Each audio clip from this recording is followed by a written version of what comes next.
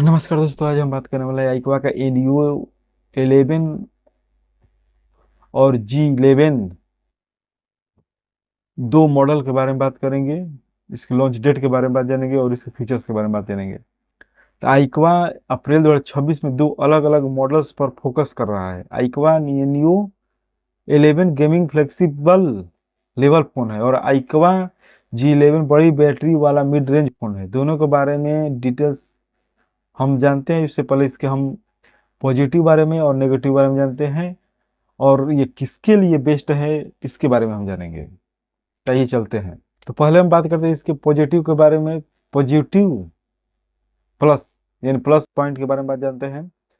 तो इसमें विशाल बैटरी यानी कि बहुत बड़ा बैटरी 1920 9000 यानी कि 9020 mAh का बैटरी दिया गया है, जो 2 से 3 दिन की लाइफ देता है।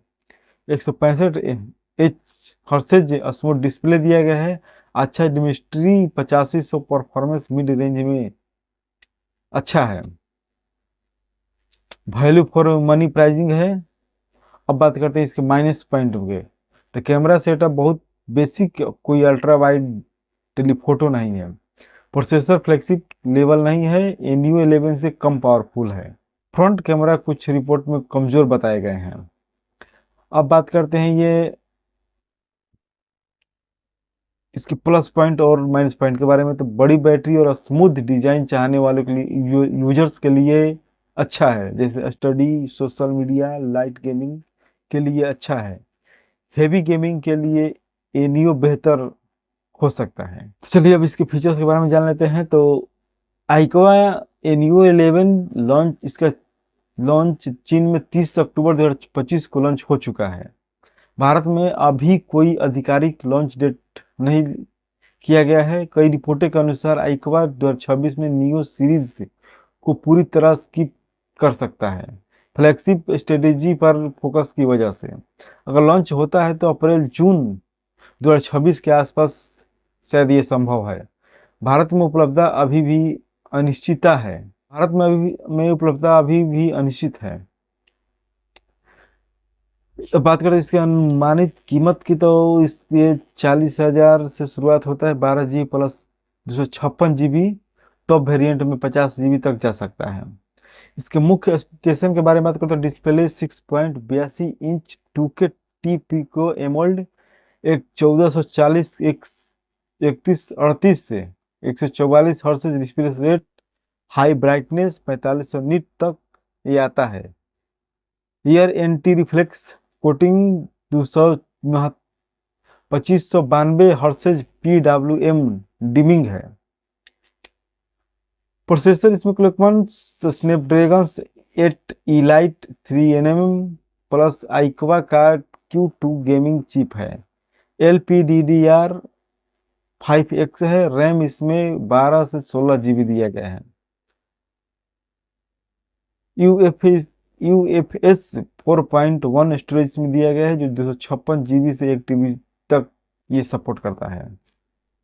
NT2 पर 30 lakh plus 18,000 CO-DEM VC cooling दिया गया है। बैटरी की बात करें तो बैटरी इसमें 7500 mAh 100 वाट फास्ट चार्जिंग, कुछ रिपोर्ट में 120 वाट चार्जिंग का भी जिक्र है। हेवी गेमिंग में भी पूरी दिन ये चलता है। कैमरा की बात करें तो कैमरा इसमें रियर कैमरा आपको 50 MP मिलेगा। जो सोनी LYT 700 भी इस मॉडल जो OIS पर काम करता है, plus 8 MP ultra wide, front 16 MP जो 8K वीडियो को सपोर्ट करता है। अन्य फीचर्स की बात करें तो अन्य फीचर्स में एंड्रॉइड 16 पर organic OS 6 IP68 rating, in display fingerprint, stereo speaker, wifi 7 पर यह काम करता है। स्नैपड्रैगन की बात करें तो 8 point elite plus Q2 chip इन फोन को गेमिंग बीस्ट बनाता है। BGI गैनेसिंग इम्पैक्ट कोड में हाई अल्ट्रा सेटिंग पर 120 FPS स्मूथ परफॉर्मेंस मिलता है। कूलिंग सिस्टम की वजह से लंबे सेशन में भी हीटिंग कम रहता है। मल्टीटास्किंग और AI फीचर्स बिल्कुल फास्ट है। डिस्प्ले और डिजाइन की बात करें तो 2K 144 हर्सेज एमोल्ड डिस्प्ले बहुत ही ब्राइट, स्मूथ और कलरफुल है। गेमिंग के लिए परफेक्ट है। टैब रिस्पॉन्स अच्छा है। डिजाइन प्रीमियम गेमिंग स्टाइल का है। कैमरा परफॉर्मेंस की बात करें तो 50 MP मुख्य कैमरा डे लाइट में अच्छी डिटेल और OIS से स्टेबल शॉट देता है। अल्ट्रा वाइड औसत है। लो लाइट ठीक ठाक चलता है, यानी कि आप इसमें लो लाइट में भी काम कर सकते हैं। लेकिन यह कैमरा फोन नहीं है। यह कैमरा फोन नहीं है, गेमिंग पर ज़्यादा फोकस दिया गया है। यानी आप इसमें फोटोग्राफी का जो फीचर से कम दिया गया है, गेमिंग खेलने के लिए ज़्यादा फोकस किया गया है इस पर। सॉफ्टवेयर में बात करें तो सॉफ्टवेयर इसका ऑर्गेनिक OS 6 पिक्चर स्विच है। गेमिंग मोड AI टूल्स है, कुछ ब्लोटवेयर हो सकते हैं। अब इसके प्लस पॉइंट और माइनस पॉइंट की बात करें तो प्लस पॉइंट है इसका powerful Snapdragon 8 elite gaming chip, बड़ी 7500 mAh बैटरी और 100 वाट चार्जिंग, शानदार 2K 144 हर्ट्ज डिस्प्ले, बेहतरीन cooling system, high performance rate और ब्राइटनेस इसमें दिया गया है। कैमरा सिर्फ ड्यूबल और औसत है। अल्ट्रा वाइड 8 MP कमजोर है। ऑर्गेनिक OS में कुछ यूजर्स को एड्स ब्लोटवेयर पसंद नहीं आते हैं। अब बात करते हैं किसके लिए बेहतर है, तो ये हेवी गेमिंग लवर्स के लिए टॉप चॉइस है। अगर परफॉर्मेंस, डिस्प्ले और बैटरी चाहिए तो Neo 11 परफेक्ट है, लेकिन भारत में उपलब्धता का इंतजार करना पड़ेगा। अब बात करेंगे दूसरे मॉडल के बारे में, जो है iQOO Z11। इस ये भी आपको चीन में 26 मार्च 2026 को लॉन्च हो चुका है। भारत में अभी भी कोई आधिकारिक डेट नहीं दिया गया है। आधिकारिक डेट नहीं दिया गया है, लेकिन अप्रैल 2026 के आसपास या थोड़ा बाद आने की उम्मीदें है। जेड सीरीज आमतौर पर जल्दी इंडिया आती है। कीमत की बात करें तो कीमत ये आपको 25,000 से 32,000 के आसपास 8 GB से 256 से शुरुआत होती है। मुख्य स्पेसिफिकेशन की बात करें तो डिस्प्ले इसमें 6.83 inch 1.5K AMOLED LTPS display दिया गया है। 165 हर्ट्ज रिफ्रेश रेट, जो iQOO का पहला 165 हर्ट्ज डिस्प्ले है वही इसमें दिया गया है। हाई ब्राइटनेस के साथ आएगा। प्रोसेसर इसमें मीडियाटेक डिमेंसिटी 8500, जो 8 GB 16 GB RAM plus 256 GB 512 GB storage के साथ आएगा।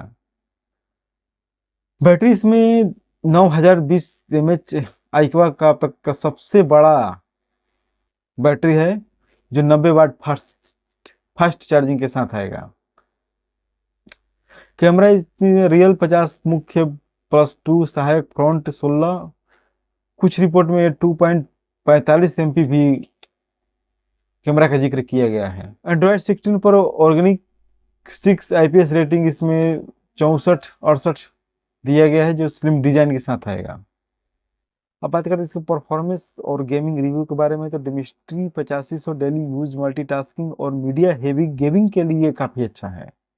165 हर्ट्ज डिस्प्ले के साथ गेम स्मूथ चलता है। हेवी गेमिंग में Neo 11 जितना पावरफुल ये नहीं देता है, लेकिन इस प्राइस में परफॉर्मेंस बेस्ट है।